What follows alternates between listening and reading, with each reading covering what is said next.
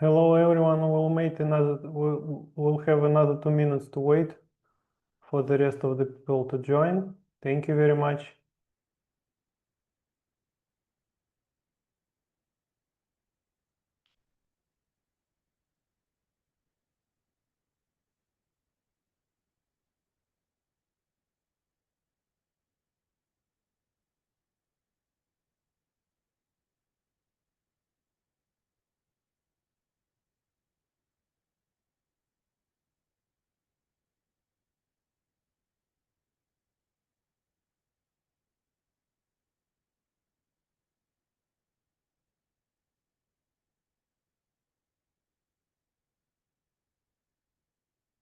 Good morning everyone. Waiting the rest of the participants to join. Another 2 minutes. Morning. Can you hear me well?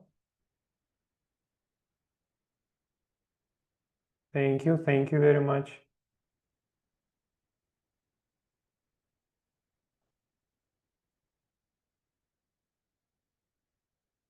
Hi Alexei. Hi everyone.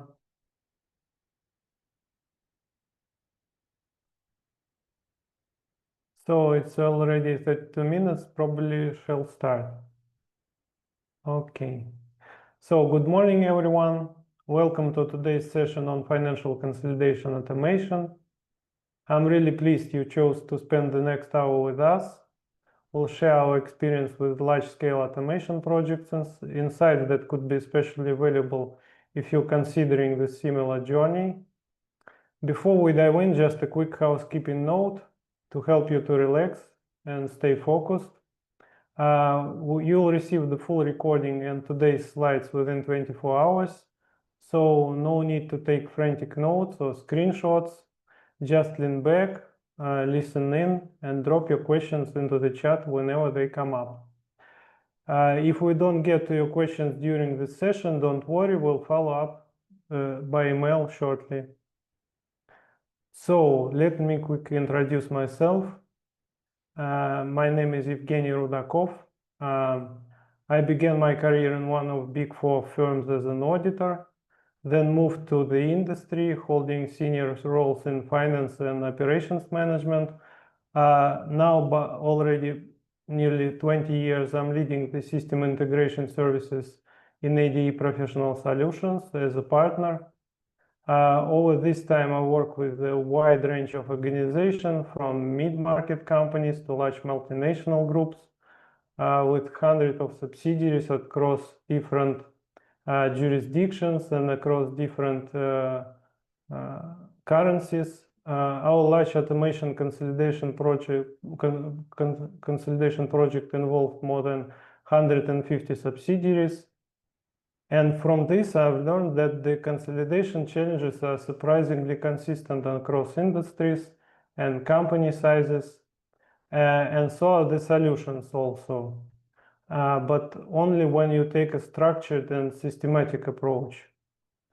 And a little bit about our company, ADE Professional Solutions. The company was founded in 2004.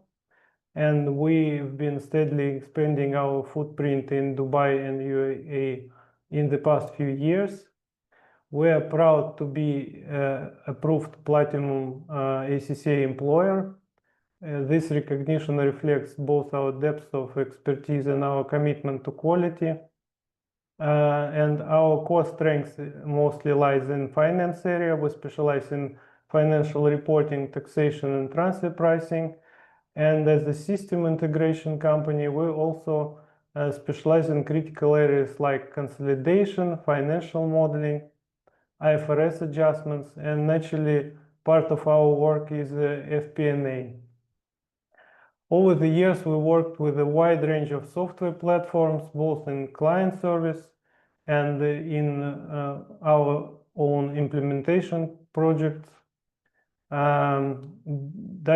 giving us real hands-on experience on what actually works in complex finance environment. Now we're excited to bring that systems integration experience to UAE, and we'll launch a series of initiatives including 4 educational webinars leading up to an offline event in October later this year. In these sessions, we share insights from real IT project management. This session already happened in April earlier this year. FP&A implementations, consolidation work, and specialized topics are also planned, like factor analysis, optimization, and more. You can find our detailed articles on our website or join our WhatsApp group for updates and expert content. Feel free to follow up. You'll find the QR code in the contact session at the end of the slides.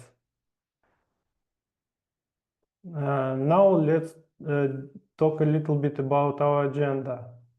Let me walk you through what's coming up over the next 45 minutes. First, we'll start from a quick lightning poll, just 30 seconds. It's very important for me to see where we are on the consolidation path, and I will probably tailor my presentation and understand the real situation. Next, we'll dive deep into the financial consolidation features and examine the specific implementation projects, what they involve, and where the complexity usually lies.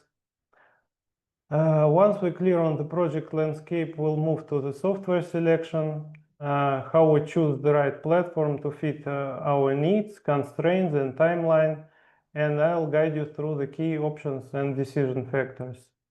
Then we'll follow to the methodological must-haves, the essential capabilities of the software that the software needs to support to perform consolidation successfully. We will look at the group structure design, chart of accounts optimization, intercompany flows, and the consolidation adjustments and FX treatments. Please note that all the methodological points are either already available or will be soon published in detail on our website and within our WhatsApp community. So if you want to explore any of these topics further, please do visit our site and join our WhatsApp group.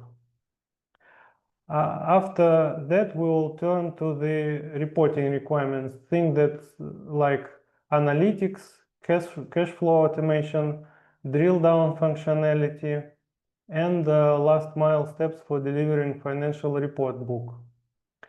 At that point, I will take a couple of minutes to introduce our model in Planner, which brings together all these areas in one integrated solution. And we will wrap up with the takeaways and practical next steps that you can apply immediately. And just a reminder, questions are welcome anytime in the chat. Don't wait until the end. If something isn't clear, feel free to ask as we go. Let's start with the quick poll that I've mentioned to make sure that today's content speaks directly to your current reality. So, okay, here we see the quick poll of 3 questions. These are multiple choice questions. There are no wrong or right answers. I'd like to understand where your organization stands on the consolidation automation path. Choose the option that best describes your current situation. And once everyone is responding, I'll share the live results so we can adjust the conversation. Thank you in advance for your participation. Okay.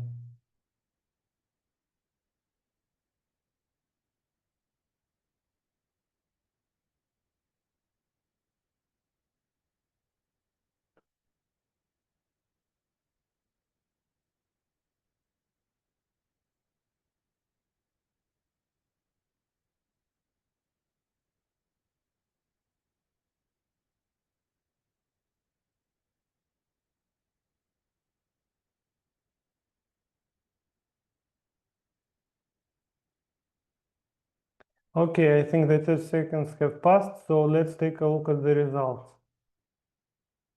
I'm ending the poll, if you don't mind. And let's see what we've got here. Okay, so we see that most of the participants have the group of 1 to 5 companies, and 31% have the group of 5 to 15 companies. So no participants with the huge groups here. It's okay. It's typical. Then we see that 54% still using Excel as the primary software for the consolidation, and some 15% have are using ERP consolidation module. So this means that they are living in ERP landscape. There's only mentioned one participant with Oracle Hyperion Financial Management Suite, and IBM Cognos Controller, one of our favorite softwares, and the others, only 2 participants uses the other software. So still there is a huge place for automation, and it should be clearly on the CFO agenda.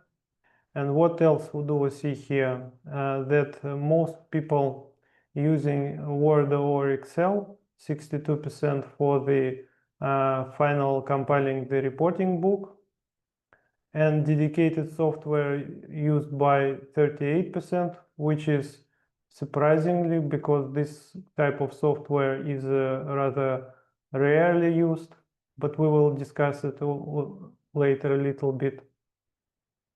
So depending on where you are in your journey, you'll either walk away today with some time saving strategies for your very next month end, which relates mostly to the people who use Excel, or discover key automation steps that you might have missed and see them as opportunities to improve.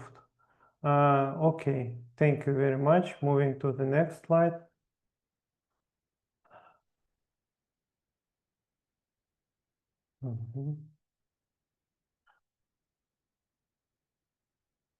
Okay, let's talk a little bit about financial consolidation projects themselves. From the financial consolidation projects themselves are usually very much fundamentally different from the other finance automation initiatives. Such projects as implementation of financial planning and analysis, and for example, automation of sales and operations planning or management reporting. First and foremost, it depends on the compliance, because unlike the FP&A or management reporting, which usually follow some internal methodologies, the financial consolidation automating depends on the IFRS standards or some other accounting and reporting frameworks. And this has the important consequences for us. First, such consequence is that projects begin not from the deep dive into methodology, as for example, FP&A automation projects, but they start from the drafting what we usually call the conceptual design, because the methodology of the reporting is already done. So we need to align simply our accounting policies with the implementation in the system. The second, unlike the financial planning, for example, which is built from the ground up, the consolidation statements already reported or already even published, and they must be reproduced in the system that we create. And typically, the results of this reproduction must be reviewed and validated by external auditors, which means that accuracy in this reproduction is not simply important, it's mandatory and legally required. And the compliance burden also remains that the system maintains audit trail, which is also important and critical, especially for the public companies. And also the involvement of the auditors tells us that we cannot use agile or scrum approaches because they are not accepted by the auditors, because auditors don't like to listen to the user stories, they're accustomed to closed books, fixed reports, and clear financial logic. And as a result, after a relatively short design phase, our consolidation implementation moves into 4 subsequent phases, and these phases cannot be skipped. So phase 1 is the historical period replication. We migrate last year's accruals into the actuals into the system to confirm it works correctly and reproduce identical results. On stage 2, we carry out parallel run. We run Excel in parallel with the newly created system, and we close at least one full period. We identify and resolve discrepancies during this parallel run. Then we move to stage 3, which is complete one full period close exclusively into the new system. And then we end up with stage 4, which is the sign-off of the auditors on the system and on the internal controls which this system brings. Here I should mention one important thing, that usually the audit phase of the system requires additional payment to the auditors, but normally after the system is approved and the auditors signed off on the control, this brings also the savings on the next audit of the financial statements. And here is something that surprises many finance teams, that around half of the project effort goes into the regression testing. Yes, this is actually half of the project. This is by far more than the typical budgeting or forecasting project. But as I mentioned earlier, we need to land on the audited numbers, and this requires significant testing. And no matter how tightly controlled the Excel files that are used as the ground for the consolidation automation, we've yet to encounter a single case that didn't include plugs, hard-coded values, or any unintentional errors. And you will most certainly find them, or probably you will find them with our help, in your files too. They will likely be immaterial but still present, and we will need to agree on how to address them. And finally, another one critical point in the implementation project is that your go live close date must be locked at the start of the project, and you cannot shift it, because once you move the go live date, you either postpone the entire close, or you need to close the project of the implementation in another reporting period. So this structured approach may seem a little bit rigid, but it's proven time and again in our successful consolidation implementations. And now let's move to the options of the software for financial consolidation. First up, we have Excel here as our major option. It's inexpensive, widely known, incredibly flexible, and when you're just starting out. But Excel tends to break down quickly, especially when you have more than few entities or when audit readiness comes to a serious requirement. The key risk here, version control, of course, formula errors, limited audit trails, and probably limited work of the many users at once in the same file, and the need to exchange files over the email, for example. The next option is the ERP consolidation module, which is applicable when you mostly entire organization runs on the single ERP system. Its built-in consolidation features might be an attractive option for the organizations that sit on the same ERP. In theory, it's possible that you hit a button and the eliminations run automatically in the same system, and you drill down from the consolidated view all the way down to the individual invoices, though it's not the case in some situations. But if you operate across multiple ERP systems, you'll need a different approach.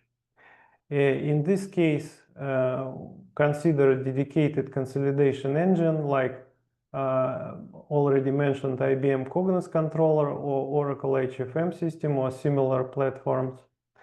This tool apply consistent consolidation rules regardless of where your data comes from, and they offer audit trails needed for external validation.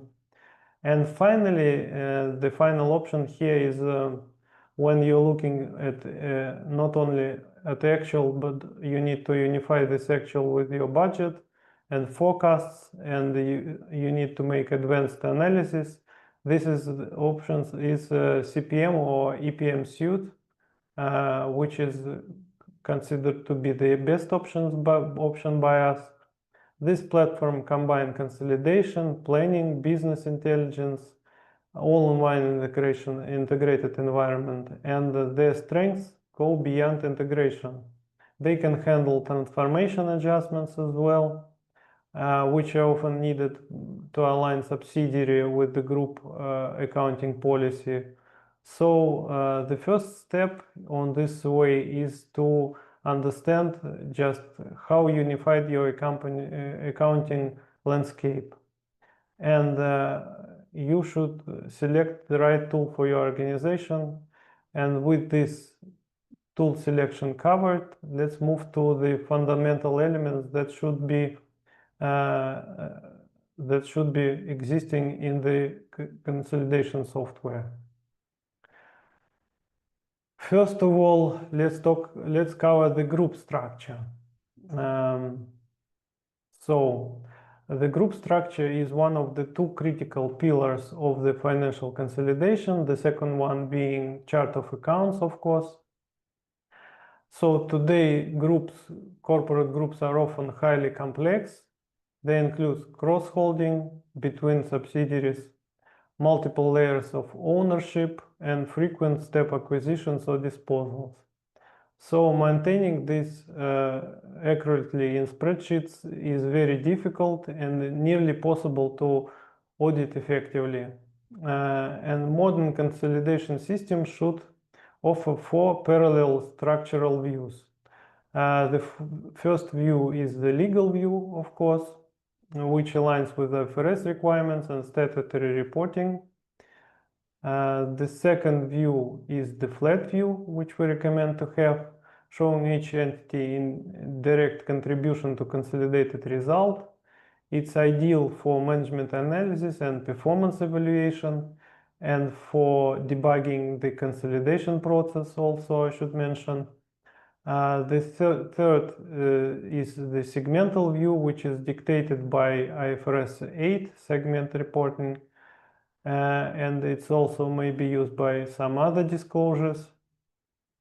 And finally, the special purpose view, which might be used for ad hoc reporting, such as regional groupings or any internal dashboarding.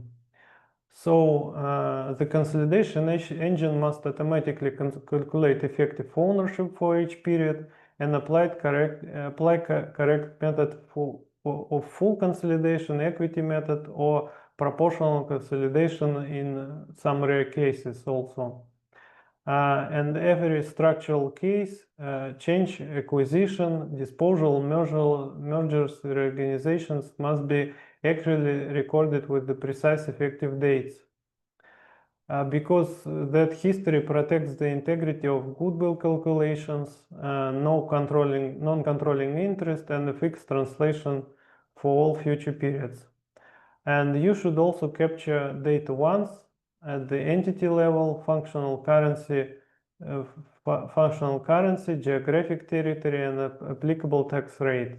So the group structure should be able to keep these entries. So let's move further to the second pillar. The second pillar of the financial consolidation is chart of accounts.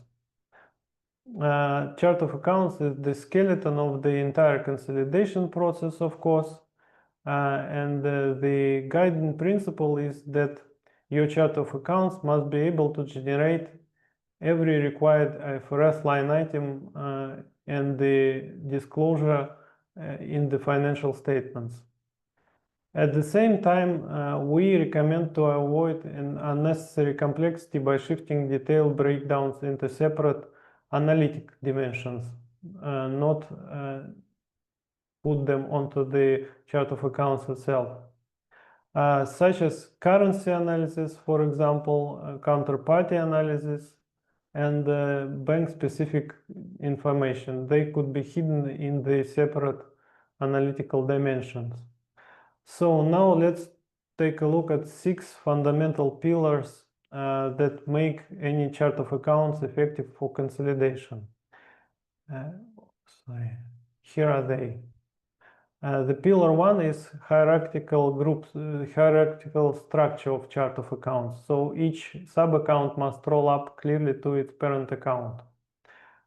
This structure enables proper aggregation across the group. Pillar 2 is called movement accounts because we consider here not transactional consolidation, but the consolidation based on the trial balances. Yes, and therefore we need movement accounts to opening balance transfer from prior periods, for asset movements like PP&E additions or disposals or depreciation charges, and also foreign exchange revaluations should be included into movement accounts at the line item level, and one-time entries for mergers and acquisitions. These pillars are essential for these points are essential for producing roll-forward disclosures, such as PP&E disclosure, which is in the form of roll-forward, and also for the equity statement. If you're using transactional consolidation approach in some ERP, it's being used, then probably this concept may not apply in the same way. Pillar 3 in the chart of accounts is the account type classification. So accounts should be classified into the balance sheet or profit and loss accounts. In balance sheet as assets or liabilities, in profit and loss as income or expenses, and also we recommend to have statistical accounts which could keep non-financial information. For example, if you need to report on the number of employees, for example, or any other physical amounts, statistical accounts are used for this.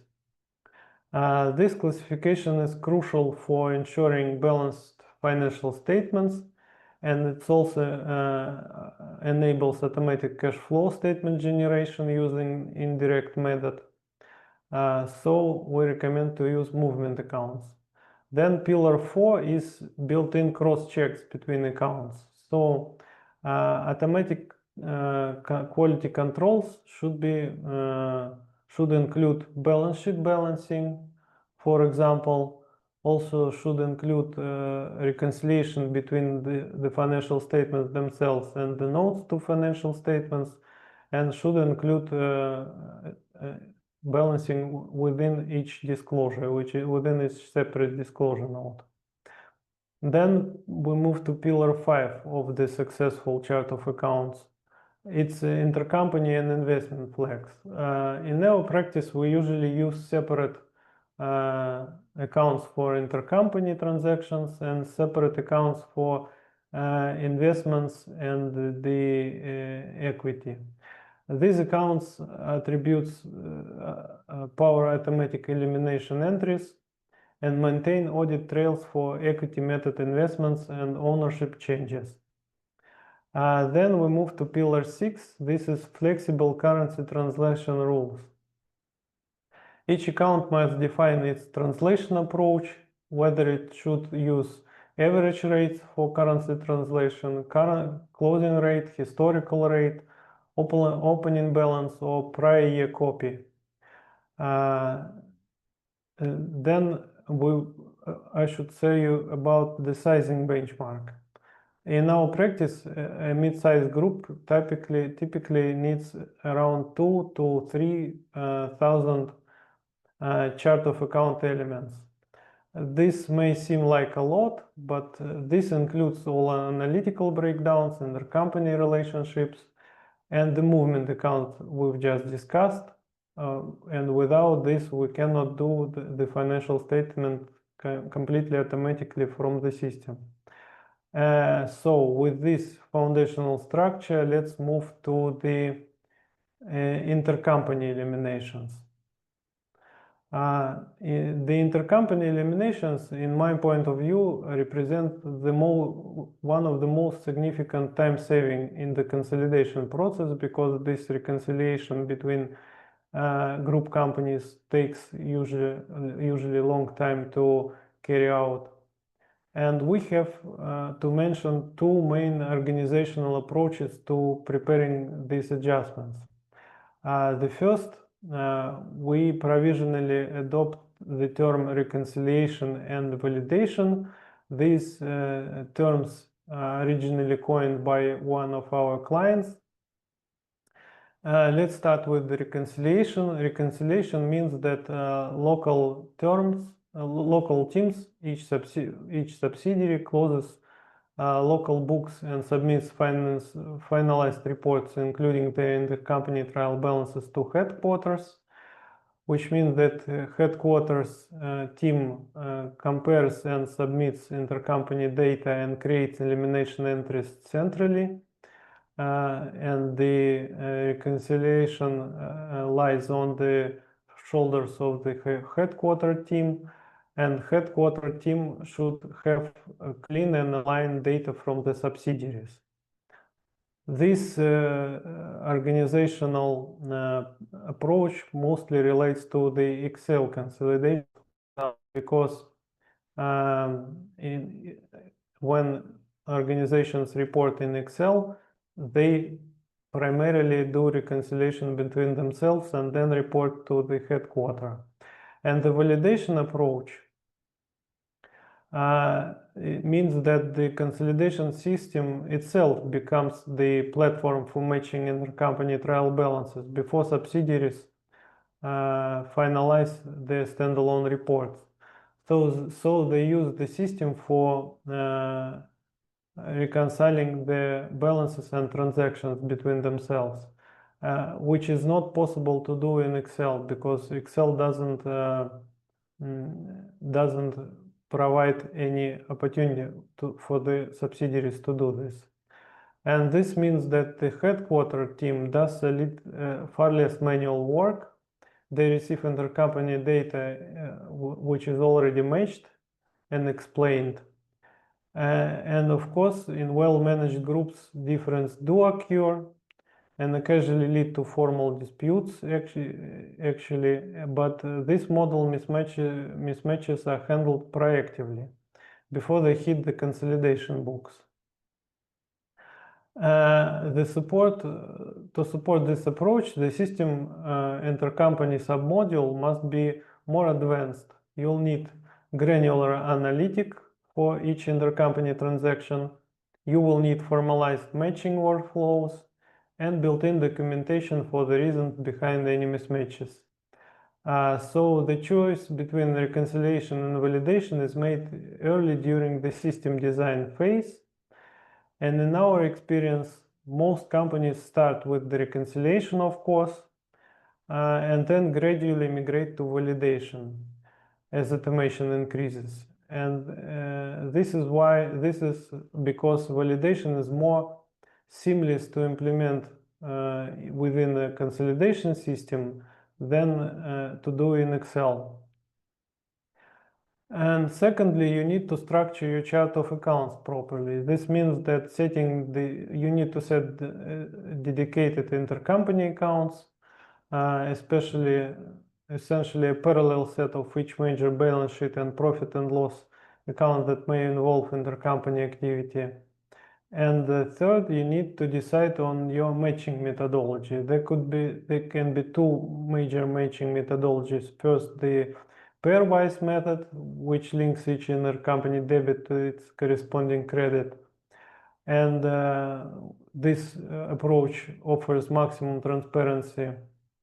And the second method is the pot method, which on the other hand pulls intercompany balances by transaction type and eliminates them in aggregate. This approach is useful when local accounting standards differ across entities, but it's of course much less granular. And finally, you should implement the auto-elimination process, in course of which system automatically zeroes out intercompany account balances and posts the remainder net differences to a designated compensation account. And that gives you a single centralized control point to review and investigate any residual mismatches. So now let's move to the data collection requirements. Generally, we have two approaches, two primary channels for data collection. First approach is the manual forms, where data entry is performed by subsidiaries used when local chart of accounts aren't yet fully aligned. And the second approach is direct systems integration, which is applicable once reference data mappings are stable and validated. And between these two approaches is the approach of the Excel-based imports, which is between the manual and complete integration. This is faster approach, less error prone, and requires less, of course, manual work. And we recommend to move from phase 1 to phase 2 sequentially. There's one important insight that the group in the group with non-standardized accounting policies, integrating even one subsidiary can be as complex as the entire consolidation automation project. So therefore, we have still clients which we are serving for many years, and they still use manual forms or Excel-based imports.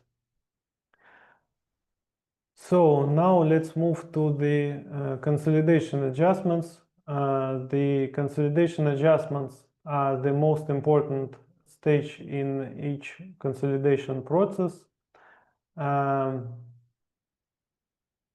It's one of the most challenging tasks to automate. In many systems, these adjustments are still handled manually, but ideally in your system, they should be able to adjust for nearly all consolidation cases automatically to process both current and prior year data and calculate all the financial impacts automatically. Let's look at the key automatic adjustments that we have and that your consolidation engine must support. First of all, it's capital equity elimination, which is related to the investment elimination. The second one is the minority interest calculation. Then also comes intercompany transaction and balance elimination that we discussed, deferred tax adjustments, and also capital investment eliminations. Then the other additional automatic adjustments may include currency translation difference calculations, goodwill allocation, amortization of equity reserves, and the effect of disposals of group entities. For minority interest calculation, the system should automatically compute effective ownership percentages based on the current group structure for each period, because the investment register should be historical. It then calculates the non-controlling interest as the minority share of the investees' net assets before consolidation adjustments. Capital balances are loaded into minority interest template, which defines the correct offset accounts. Any change in the ownership should be tracked automatically in dedicated movement accounts, making easy to produce required notes for IFRS consolidated financial statements. And finally, the system should be able to handle group structure changes, including acquisitions, disposals, ownership transfers, mergers, demergers, switches in the consolidation methods, and all these events should be automatically incorporated into relevant consolidation adjustments.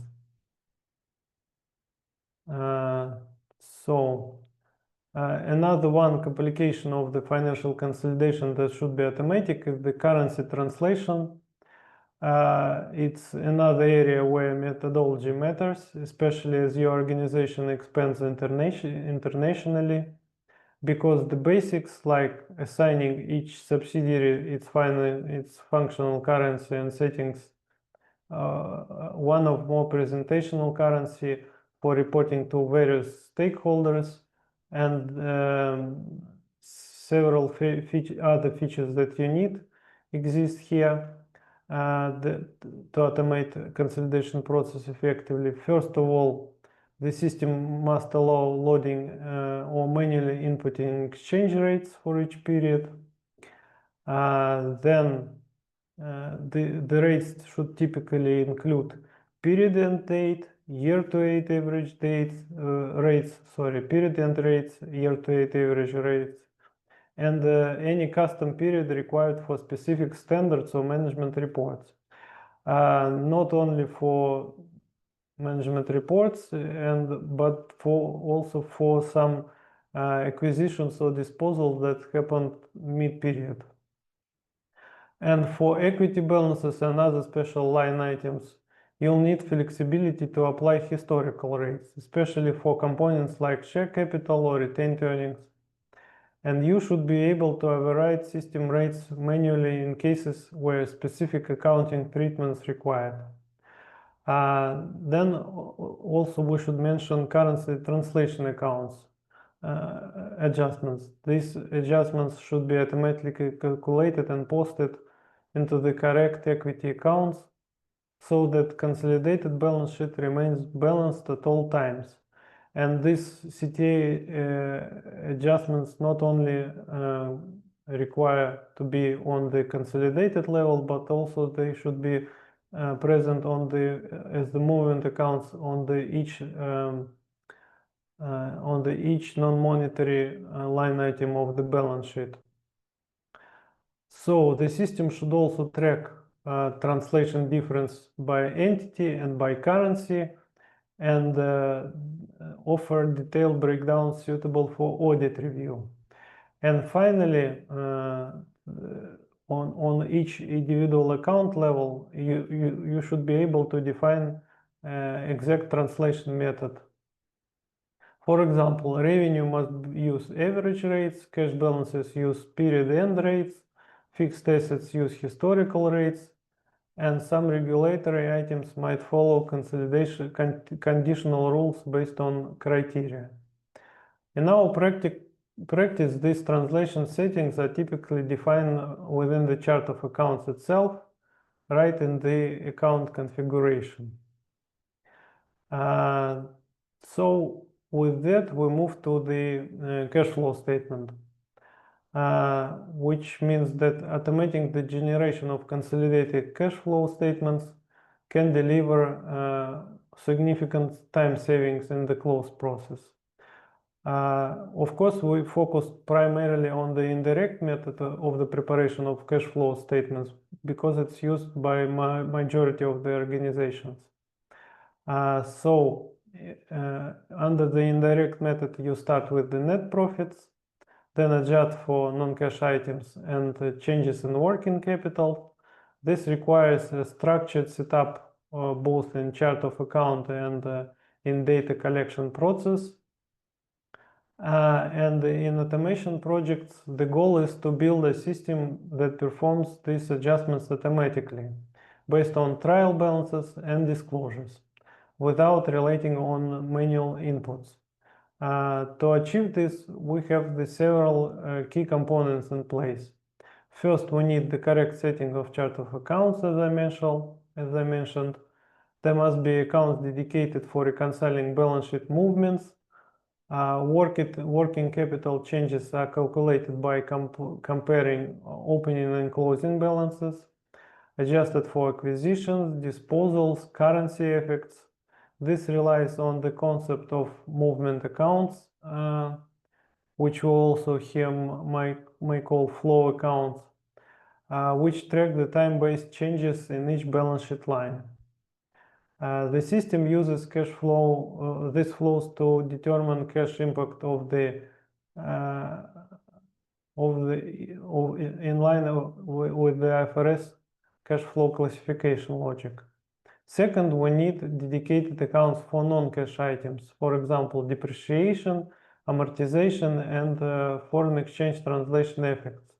These are posted to separate accounts, allowing the system to pull adjustment automatically and apply them to the indirect cash flow method without any manual adjustments.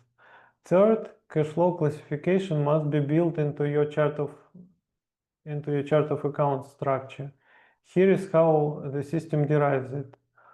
Operating activities come from profit and loss movements and working capital changes. Investing activities come from fixed asset and investment movements. Financing activities reflect the debt and equity account changes. So the design must ensure that all these categories are both mutually exclusive and collectively complete. With this setup, you can typically reduce up to 70% of the manual work involved into cash flow statement preparation. Of course, this 70% is somehow optimistic figure because most of the surveys show that the reduction of the manual work in preparation of cash flow statements bring 40 to 60% of the reduction. However, because some manual adjustments are still required, especially for exceptional and unknown system-generated events. These include reclassifications, M&A impacts, and extraordinary effects differences. So these are posted to the statistical accounts and linked to reporting forms. In practice, most companies use an intermediate reporting form on the reporting layer to capture these entries. So we're done with cash flow. Let's move to the analytic requirements. Here we will be short. As I mentioned earlier, most organizations have from 2,000 to 3,000 line items on their chart of accounts. It's enough to cover every balance sheet component and disclosure components. However, the companies usually push deeper analytical requirements into separate reference tables rather than inflating master chart of accounts. For example, the use of reference tables spreads to support IFRS required disclosures like IFRS 7 for financial risks, as well as currency analysis, counterparty breakdowns, and bank-by-bank exposures. And also support internal needs such as product line profitability and other management requirements. Recommendation not to try to replace management accounts with the IFRS and keep the consolidation system focused on the analytics that are vital for external reporting and readily available for the accounting teams, because the downsides of over detailing are actually real.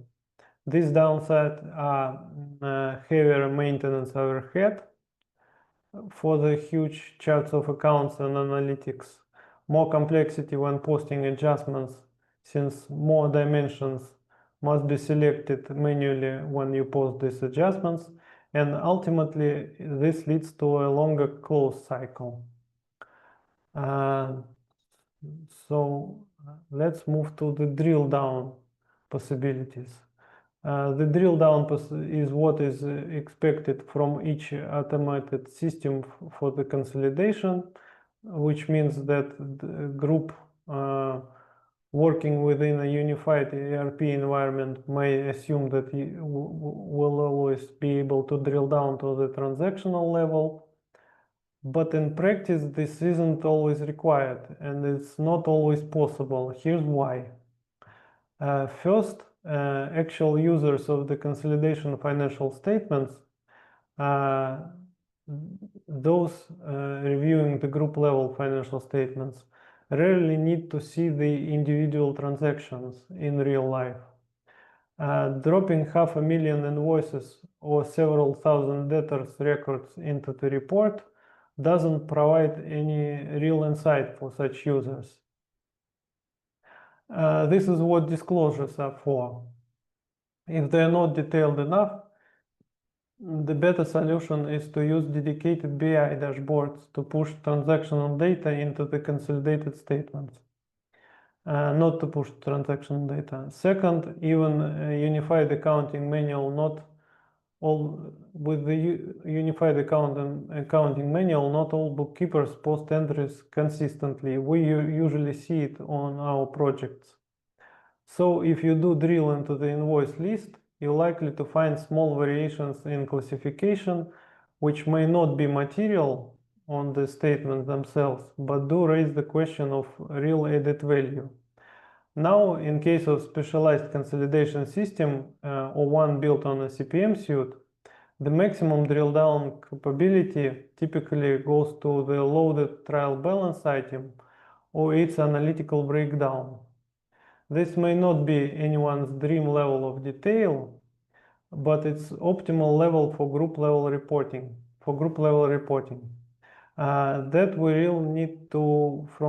What we need real from the system is ad hoc reporting flexibility, allowing to slice the statements into meaningful layers. And for us, meaningful layers are line item by subsidiary, for example, or any company's line item broken into closing versions.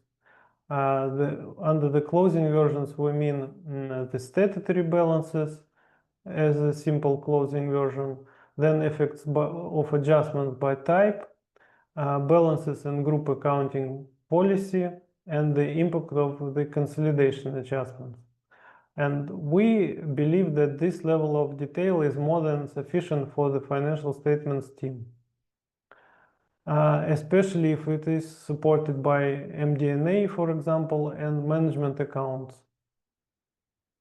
And let's talk a little bit about the last mile automation. The final step in the consolidation process, often called the last mile. It is preparing the print-ready financial statements book. Once the system has produced the consolidated numbers, we need to bring these figures into the reporting environment that supports the required textual content and also formatting. These tools are often referred to as the last mile reporting automation system. Here what we should look for in selecting this system as a tool. First of all, data integration. This system should be integrated with the consolidation system or with other systems if they require another information for MD&A purposes, for example. Then second is a flexible report generation and formatting, which includes text assembly for balance sheet, P&L, cash flow, and notes, dynamic charts and tables numbering that update automatically, and the ability to export into multiple formats. Also, such systems should have automated validation, version comparison, and roll forward. You should be able to compare versions, carry content forward to the next period, and validate consistently across the entire report. So you don't need to reconcile the numbers between disclosures and financial statements manually. And there might be another regulatory requirements such as tagging and filing, for example, conversion into XBRL tagging with built-in taxonomy support, and into filing packages such as EDGAR, CEDAR, or XHTML submissions. And another requirement for such system is workflow and internal controls that should be configurable, should have approval chains, task assignments, reminders, audit trails, and version controls. And there should be role-based segregation of duties. So such systems with full functionality are very rare, but these are important steps in limiting the manual work when issuing financial statements. So let me wrap up a little bit before we move to the couple of slides regarding the Alplanir system. First of all, we've discussed that consolidation projects are different. Unlike FP&A or reporting automation, they are rooted in regulatory compliance and external audit requirements. That's why the projects are more structured, repeatable, and absolutely essential that they're rigid. We also discussed the tool selection, decision that is more strategic than technical, because the right platform depends on the structure, systems, and reporting needs. From there, we explored the fundamental pillars such as group structure and chart of accounts. Then we moved to intercompany elimination. We compared two approaches organizational of the elimination, such as the reconciliation and validation. Then we looked at the data collection requirements, which always begins with the education and alignment of the consolidation team. Once the data is flowing, the system can do its job, and automatic requirements, automating everything from investment and equity elimination to currency translation and minority interest and deferred tax postings. This is what automation actually is about. And we also addressed reporting and analytics and the importance of keeping statutory reporting separate from management reporting, because each serves a different audience and purpose. And finally, we closed the loop with the automated cash flow, last mile reporting, and final steps that turn raw numbers into narratives. And we have many areas, of course, of the automation uncovered, such as the separate adjustments automation, because each adjustment can take the same workload as the consolidation project itself. And many other aspects remain uncovered, but we don't have enough time, unfortunately, in today's presentation. And I have 2 slides left to show you what we have built in Alplanir. But before we move on, thank you once again for your time and attention, and we hope that you are leaving with some practical ideas. So let me say a few words about the system that we represent. This system is called Alplanir. It's the CPM suite with well-developed BI capabilities. And the consolidation is only one of many use cases that are possible to realize in the system. As you might see, it covers the integrated planning areas, which start from FP&A, where the consolidation is also included. Here we have many other aspects of financial planning and analysis, such as budgeting, such as cost and profitability analysis, such as corporate strategic planning, and the other areas include possible to model marketing and sales solutions, supply chain management, and other implementations such as HR, IT, workforce planning, etc. And it brings many benefits compared to the specialized systems, because it not only allows to automate consolidated reports and financial statements, but also includes the budgeting, forecasting and modeling, what if and scenario analysis, and can include cost and profitability analysis.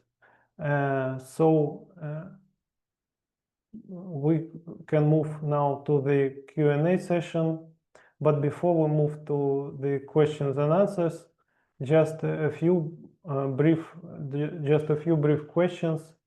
Please consider filling in the 5-minute survey covering the speaker delivery, content relevance, and topics you'd like to explore next. Please be honest with your ratings. 1 means needs significant improvement, 3 means excellent, and your candid feedback helps us to continually improve so we can better serve the finance community. The survey includes questions like the content pitching, the topics most relevant for you, and of course the content that you expect during the next events. There are also some comment fields that you may fill in.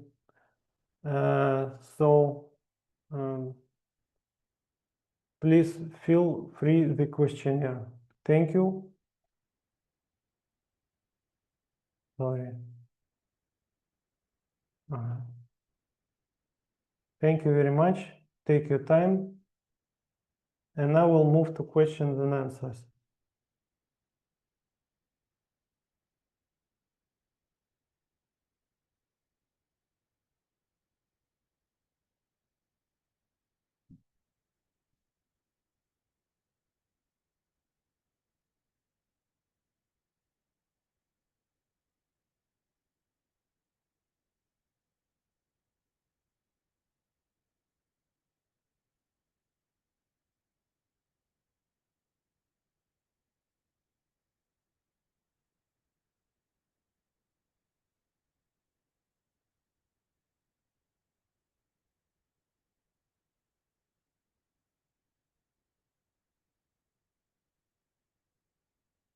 Okay, we have questions here in the webinar chat and also in the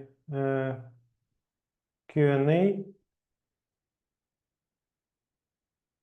So Alex in the chat asks that I've mentioned earlier that the consolidation can be based on Alplanner and Anaplan. What's the difference between two systems? Please compare the functionality and price points of view. Well, first of all, these are two CPM systems which are comparative in functions, I should say. Of course, they're different in price points, of course, but mostly they're different in functionality in terms of their deployment, because Anaplan, for example, can be deployed in cloud only, and Alplanner can be deployed both on cloud and on-premise. So these are major difference between the systems. and we mostly work with Alplanner because Alplanner is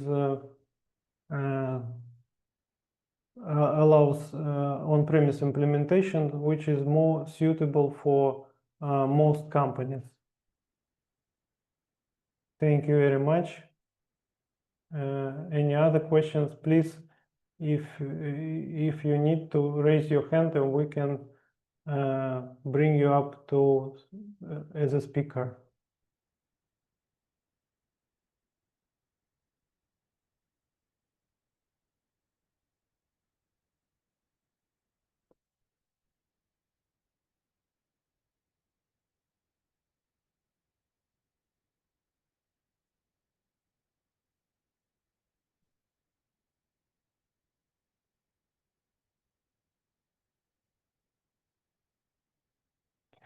We have another question. Can we consolidate plan data in Alplanner, not only actual?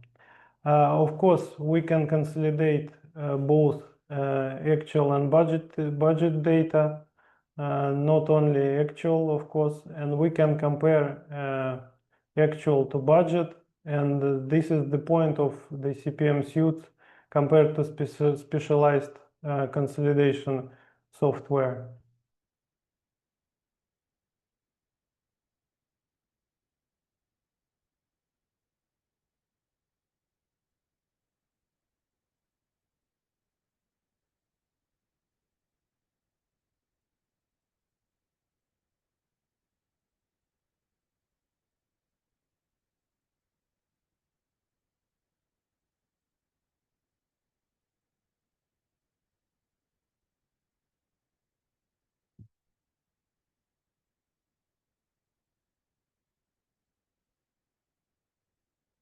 Okay. Any further questions?